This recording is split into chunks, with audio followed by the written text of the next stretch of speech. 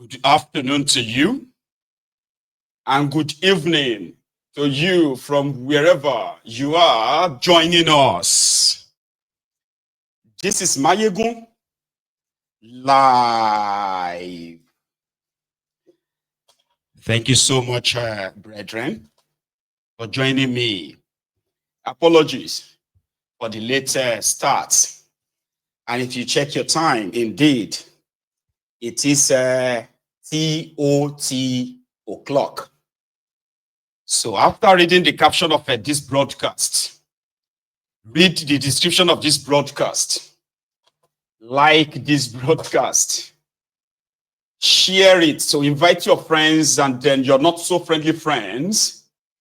Tell all of them that Mayegun today, Mayegun is live. And if you have done it already, if you have done that already, thank you. So tonight, I have come with, as usual, I've come with a series of happenings. The ones that, and I've kind of like listed them in a way, I mean, according to their kind of like importance, trending, I call it.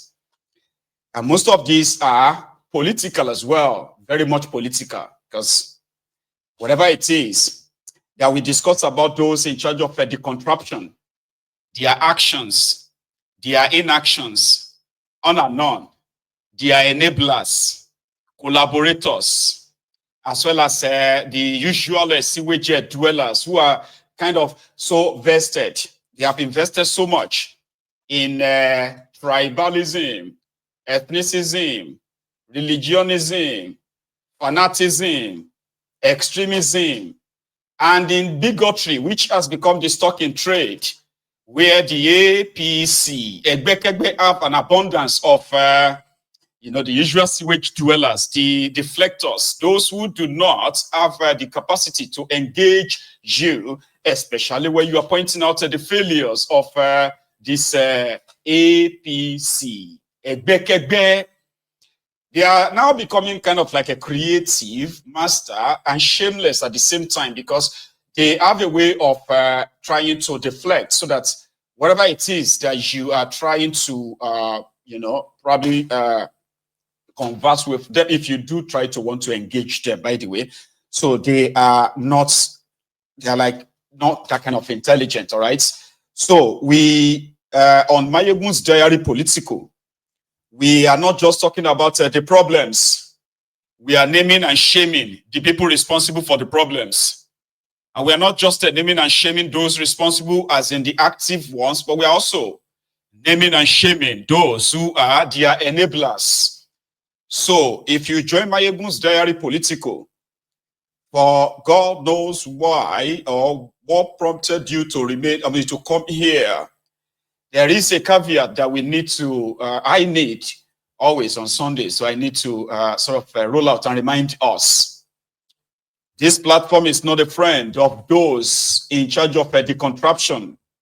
And it is actually a platform that is to open our eyes. Not to say we are blind, like literally, so to say, but like, yes, blind at the same time, where people pretended that when something hasn't affected them, it is likely not happening.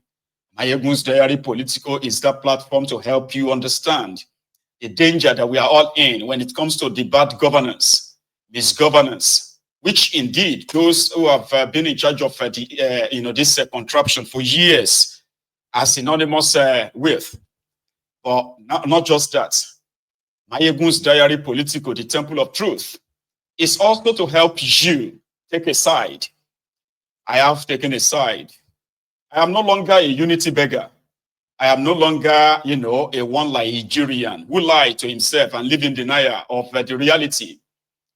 And since I have taken a side, it is also better for you to take a side. If you want to take a side of those who are out to destroy us, kill us, which is what they are doing every day anyway, at least you will be aware of the consequences of your choice. If you want to be on the side of those who have chosen liberty over fear, those who have chosen their freedom over slavery, and those who have chosen sincerity over hypocrisy, When the truth stares you in the face, you will no longer be able to live in denial of it. And therefore, when you choose a side, everybody knows where everybody belongs. Identify those who are responsible for, those who are either the enablers as well as those who are responsible for what we are facing. This is why you are Mayegun's Diary Politico.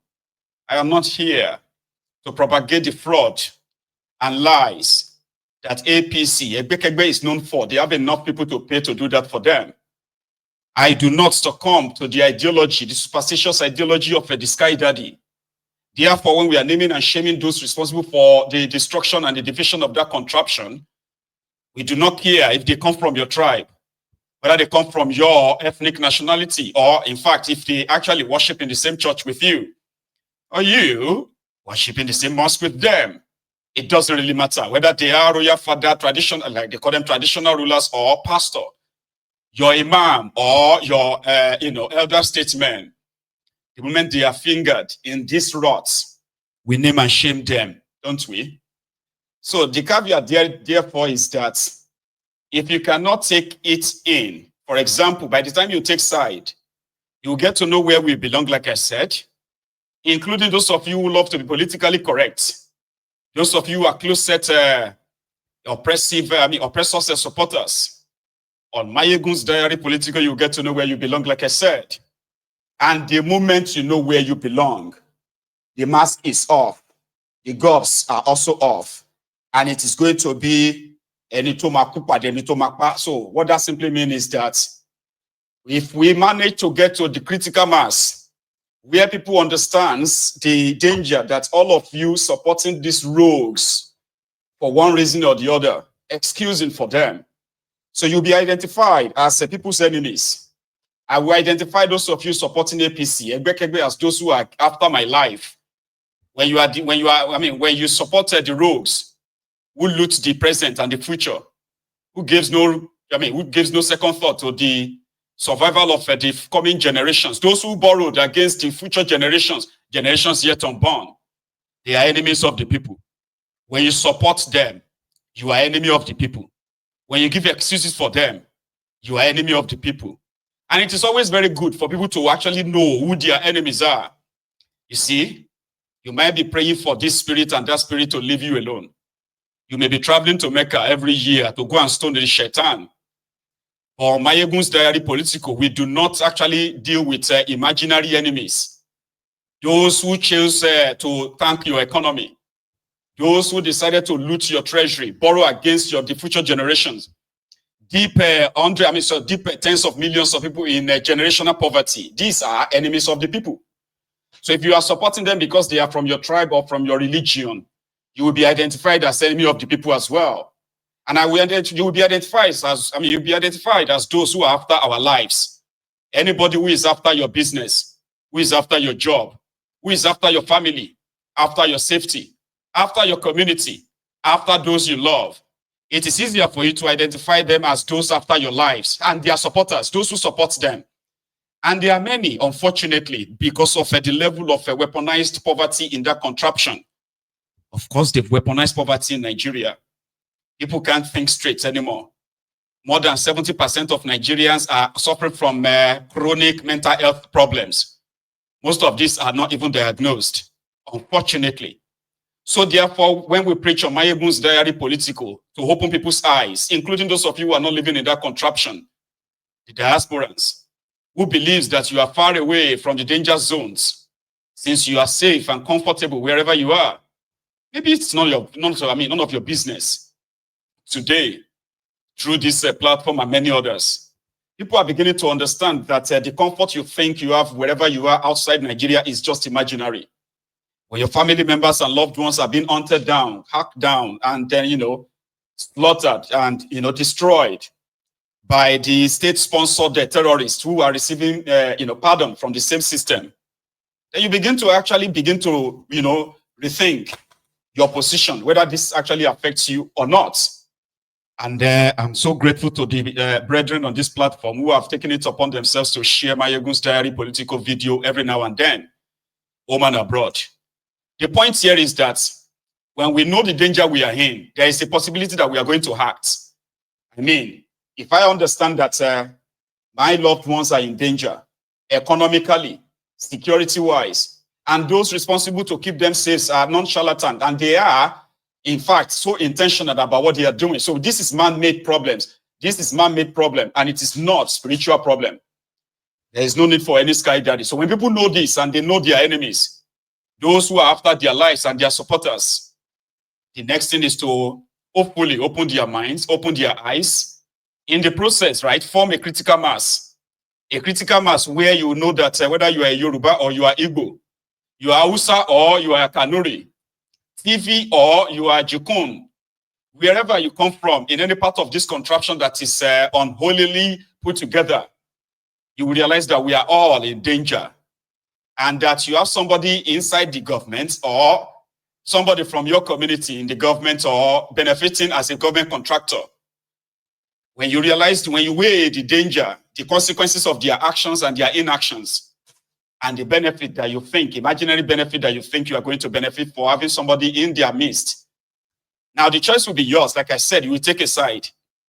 So you will rather, I will rather take the side, my own side, where I can look for like-minded people who have been direct and indirect victims of this contraption, where all of us can indeed see what these guys have done to us. And like I said, educated, intelligent, enlightened, and exposed populace, the population of enlightened people who knows the danger they are in, who cut across all tribes, ethnic, and then a religion.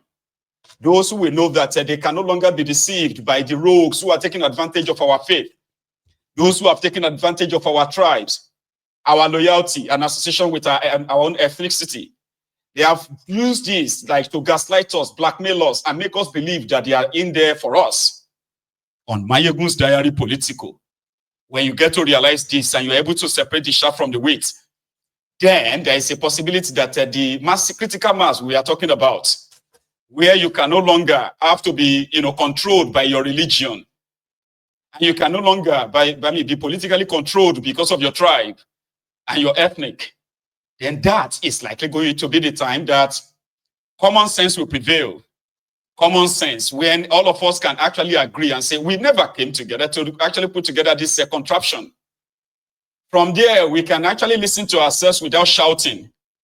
The supremacy battle that they have planted or implanted or ingrained or socially conditioned us to keep pushing, they've done us no good.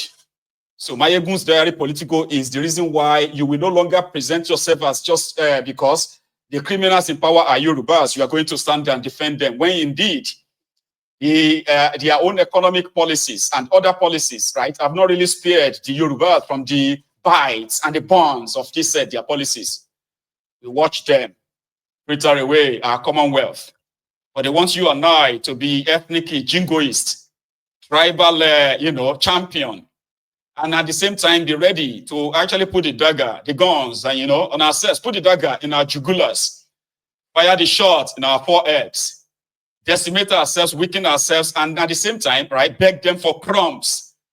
So on Mayegun's Diary Political, whether you are rich or poor, whether you are, whether you are from the north or from the south, there's something we have in common.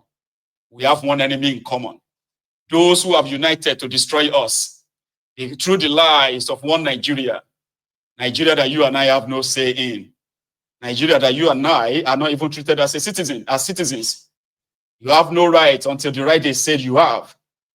A place that has now become more or less worse than jungles. People are saying that calling Nigeria zoo is an insult to those who live in the zoo. Animals, so organized and respectful. And indeed, those of you who have become the victims of oppression, confused, and at the same time decided to just, if we can't beat them, we'll join them. I have a message for you. You see, when it comes to oppression, dictatorship, and all this misgovernance, nobody is spared, nobody is safe. Keeping quiet and pretending that you will be protected because, you see, you are not a troublemaker. You are not Mayegun that is abusing people, abusing criminals. I'm not abusing people, I abuse criminals. You are not Mayegun that is insulting elders. No, I'm not insulting elders, I'm insulting dealers. Foolish people also grow old, you know that. Criminals also grow old.